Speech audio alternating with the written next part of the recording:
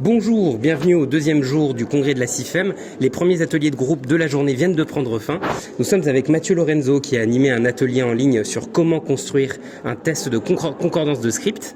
Mathieu, bonjour. Bonjour. Est-ce que tu as quelque chose à nous raconter sur cet atelier, des difficultés particulières sur la mise en place d'un atelier en ligne ? Bah ouais, alors c'est clair que par rapport à un atelier en présentiel, c'est quand même nettement plus complexe. En fait, ce qui est compliqué surtout, c'est qu'en fait on a bon, alors déjà la moitié des participants n'ont pas de webcam, donc en fait on n'a aucun retour visuel en fait. Et puis même en fait avec la webcam, on a quand même beaucoup moins de retours, donc en fait on a un peu plus de mal à cerner à quel moment est-ce qu'il y a besoin de faire une pause, à quel moment est-ce qu'il y a besoin de reformuler certaines choses, etc. Donc voilà, ça c'est une vraie difficulté sur les ateliers en ligne. On a quand même beaucoup moins de feedback sur ce qu'on est en train de proposer. Alors après, en termes d'activité, voilà, je pense qu'avec les outils type genre les Google Docs, etc., où les étudiants peuvent simultanément en fait compléter un document, etc., et les fonctions de sous-groupe, genre de Zoom, etc., on arrive à faire quelque chose d'à peu près correct. Mais voilà, ça reste quand même une solution vachement dégradée par rapport, je pense, à un atelier en présentiel, notamment en termes d'interaction entre les participants.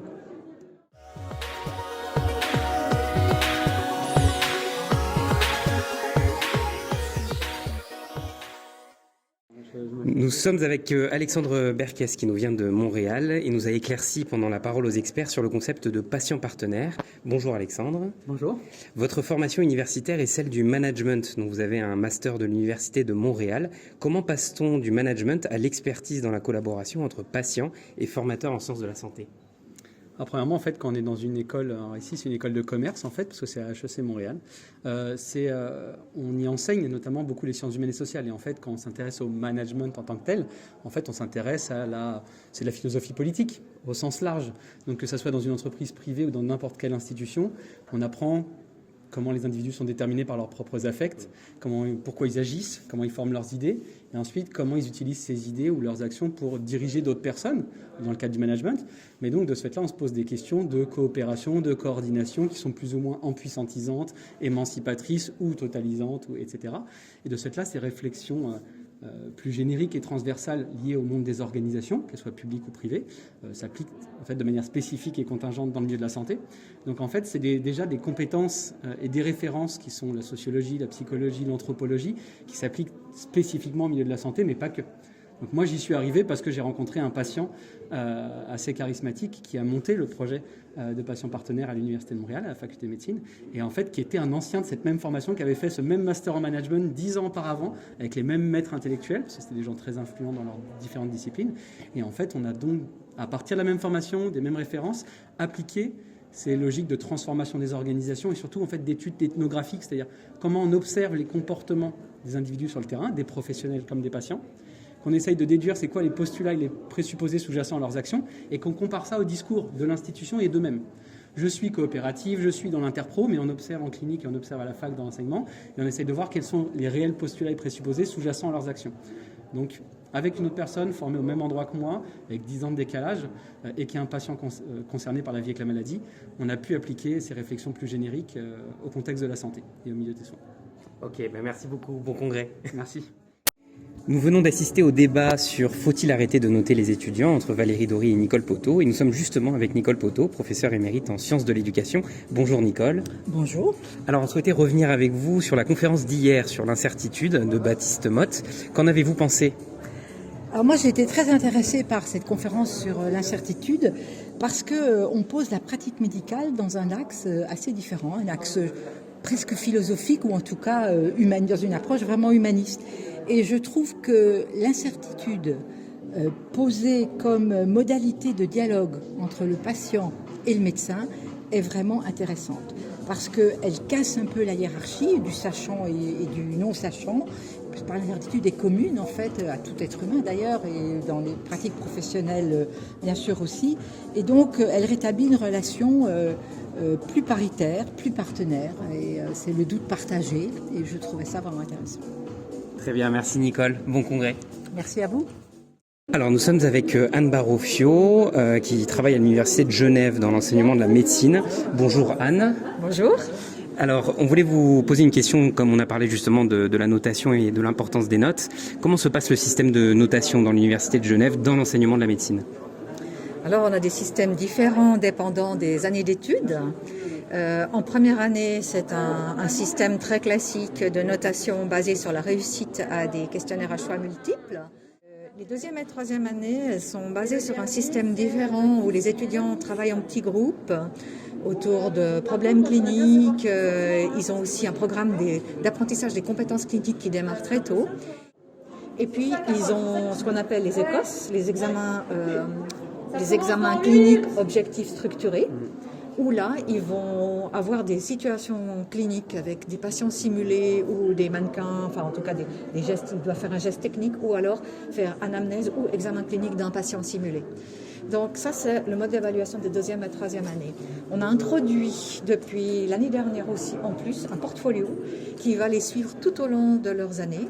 Dans ce portfolio, on tient compte de leurs aptitudes à travailler en petits groupes.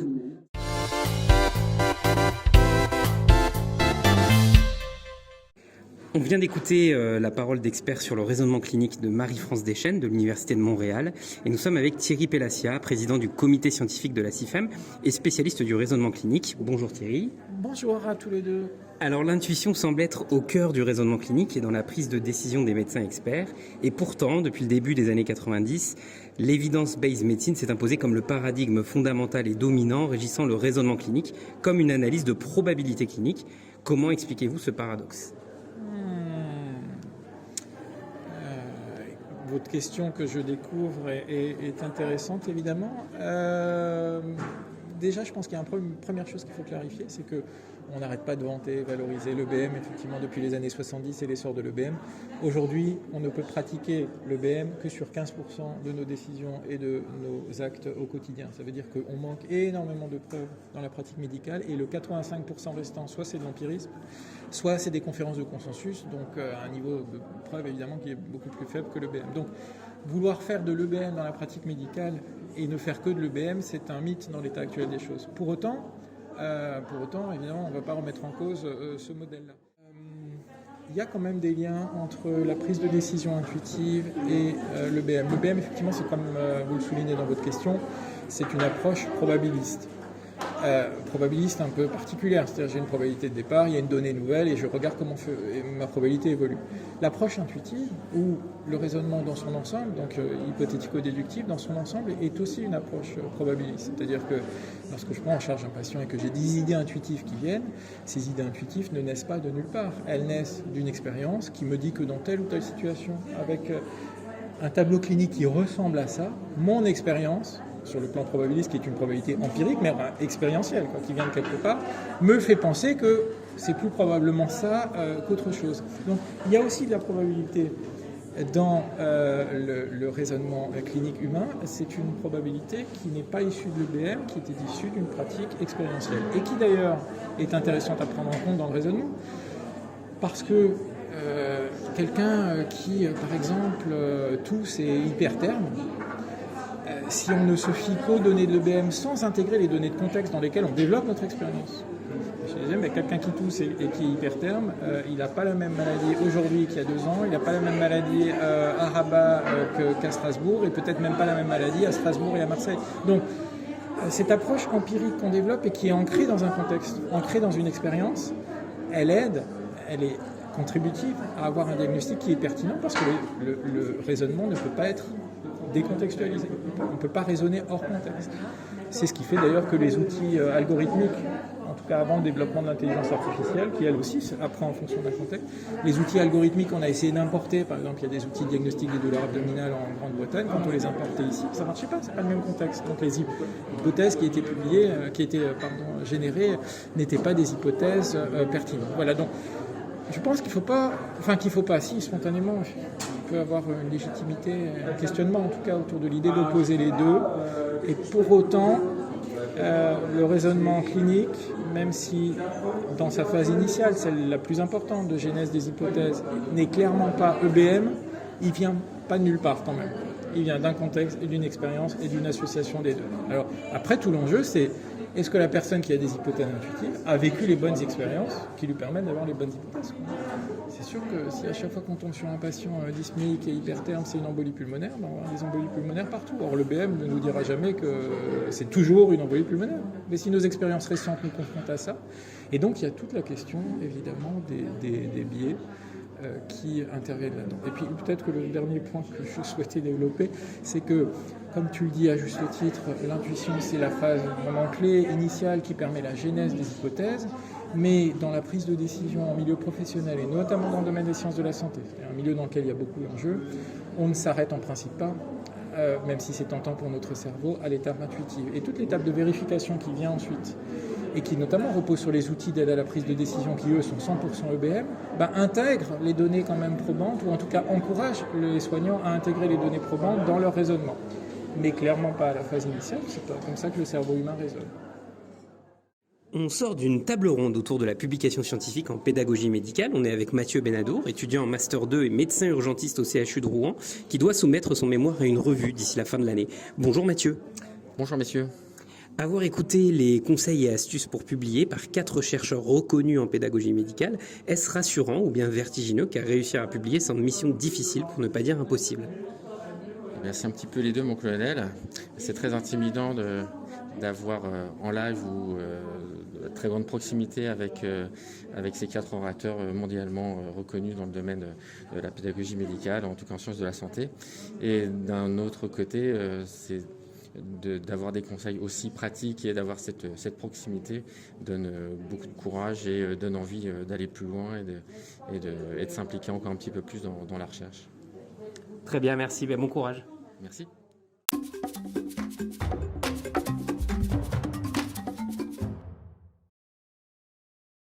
On sort d'un débat autour de la notation et la certification des étudiants en séance de simulation entre Ahmed Moussa et Jean-Paul Fournier. Et nous sommes avec le professeur Jean Joucan, rédacteur en chef de la revue Pédagogie médicale. Bonjour professeur. Bonjour à vous deux. Est-ce que ce débat vous a apporté des éléments de réponse sur cette question difficile de la notation et la certification en simulation ?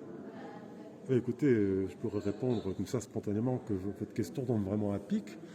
Il se trouve que dans un mois se déroule à Rouen le congrès de la SOFRASIM, la Société française de simulation en éducation médicale, et que les organisateurs m'ont demandé de participer également à un débat contradictoire pour ou contre les Écosses, avec comme contexte implicite sous-jacent pour ou contre les Écosses tels qu'ils viennent d'être introduits en France dans le contexte de la réforme du deuxième cycle, et que je suis chargé de défendre la position du contre. Voilà. Donc en effet, je me suis retrouvé dans les questions qui ont été posées, dans les débats, dans les tensions que ça alimente. Et plutôt que de répondre à une question pour ou contre, même s'il y a une part de jeu de rôle qui peut être intéressante pour animer une session comme ça, la question c'est plutôt de délimiter les bons usages et les mauvais usages ou les moins bons usages des Écosses en tant que dispositif, de l'usage ou du recours à la note, ou plus exactement du recours à un score. Et là on peut faire des liens avec un autre débat contradictoire qu'il y a eu ce matin. Faut-il être pour ou contre les notes ? Faut-il supprimer les notes ? L'idée c'est faut-il remplacer le jugement par la mesure. Et vous savez qu'on est toujours tenté de penser que pour qu'un jugement soit rigoureux, il faut qu'il s'adosse à des mesures. C'est ce qu'on appelle la perspective métrologique ou psychométrique ou docimologique en évaluation. On a souvent tendance à considérer que la docimologie, c'est la science des examens, que c'est la science de l'évaluation par les examens. C'est une conception erronée, en tout cas très réductrice de ce que c'est que la docimologie ou l'évaluation. La docimologie, c'est une conception de l'évaluation qui s'appuie sur une théorie de la mesure, c'est-à-dire qui postule que pour être rigoureux, un jugement évaluatif doit reposer sur des mesures. pourrait dire que c'est une forme de mythe de croire qu'un jugement évaluatif, pour être rigoureux, doit s'adosser sur une mesure, parce que ce mythe est tellement ancré qu'il conduit à dire non pas que l'évaluation doit s'adosser sur une mesure, mais que la mesure peut tenir lieu d'évaluation. Et c'est là qu'à ce moment-là, il y a un vrai problème. C'est la fin de ce deuxième jour de congrès et nous sommes avec Christine Amirati, professeure en médecine d'urgence et actuellement conseillère santé auprès du ministère de l'Enseignement supérieur. Bonjour Christine. Bonjour. En plein congrès de la CIFEM où la pédagogie est au cœur des préoccupations, que pensez-vous d'un statut de clinicien enseignant en plus du statut existant de clinicien chercheur ? Un clinicien-chercheur est un clinicien enseignant, puisque le ministère de l'Enseignement, de la Recherche et de l'Innovation, c'est enseignement et recherche. Donc en fait, on parle d'enseignant-chercheur. Et voilà, donc pour nous, le clinicien est un enseignant-chercheur, enfin quand il veut l'être, et on ne limite pas son savoir et on ne limite pas ses actions. Voilà, donc un statut spécifique enseignant, pourquoi ? Alors qu'on peut être enseignant-chercheur. Voilà, on peut faire parfois mieux l'un que l'autre. Ou plus exactement avoir des compétences plutôt sur un versant, plutôt sur un autre. Et je pense que c'est ce que je vous ai dit en off tout à l'heure, c'est un peu se couper un bras ou une aile, je ne sais pas ce qu'il faut dire, une aile peut-être, quand on décide de n'avoir qu'un versant de ce qu'est l'enseignement et la recherche. Donc je vous engage à continuer à faire de l'enseignement et la CIFEM est un très bel endroit surtout pour se consacrer à la façon d'apprendre qui conditionne la façon d'enseigner. On a toujours tendance à voir ça d'un seul côté. Et puis, non pas complètement convaincu par un enseignant pur ou un chercheur pur. L'un doit impliquer l'autre.